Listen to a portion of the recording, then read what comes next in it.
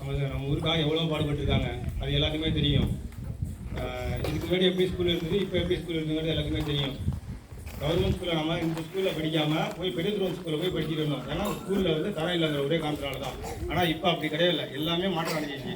Teacher வந்த பிறகு எல்லாமே இங்கிலீஷ் பேசுகிறாங்க, இங்கேட்டு செஸ் போட்டி எல்லாமே அங்கங்கே வெளில போகிறாங்க. இதுக்கு முன்னாடி அந்த இது கிடையாது. இங்கே படித்தவங்க தான் அங்கங்கே மாறி மாறி போய் அங்கங்கே போய் பார்ட்டிசிபேட் பண்ணுறாங்க. அது எல்லாம் அந்த டீச்சர் எடுத்த முயற்சி, மற்ற டீச்சர்ஸ் எடுத்த முயற்சி தான் இதுக்கு காரணமே. இது ஒரு தனியார் சொல்ல முடியாது, தனியார் ஸ்கூல் தான் இப்போ சொல்ல முடியும். நிறையா பேர் இதை பார்த்து நம்ம ஸ்கூலில் வந்து சேர்க்குறாங்க. இது மாதிரி எல்லாமே நம்ம ஸ்கூலில் வந்து சேர்க்கணும்.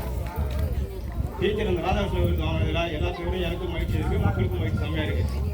ஆனால் என்ன ஒன்று போகிறேன்னா டீச்சரை நான் படிக்கவே இல்லை, அது எங்களுக்கு வர. ஆனால் டீச்சராக சொல்லுவாங்க, நீங்கள் போய் எனக்கு ஒரு மாணவன் தான்ப்பா அப்படின்னு சொல்லுவாங்க. அந்த ஒரு இதுக்காக டீச்சர் எது சொன்னாலுமே தட்டாமல் வரும்னு நினச்சிக்கிட்டு தான் வருவேன் எப்போதுமே டீச்சருக்காக. அதேமாதிரி சில எந்த ஒரு இருந்தாலும் இனிமேல் இளைஞர்கள் நாங்கள் அதை மாற்றத்தை உருவாக்கி கொடுப்போம். கன்ஃபார்மாக இந்த ஸ்கூலுக்கு என்னென்ன தெரியும் அதை எல்லாத்தையும் மாற்றுவோம். மாற்றத்துக்காக ஒரு வாய்மைகள் குரூப்பே உருவாக்கிட்டு இருக்கோம். அந்த குரூப் மூலயமா இந்த ஊருக்கும் இந்த ஸ்கூலுக்கும் கன்ஃபார்மாக அந்த ஒரு மாற்றத்தை உருவாக்குவோம். இந்த விருது வாங்கினதுக்கு ரொம்ப சந்தோஷம்.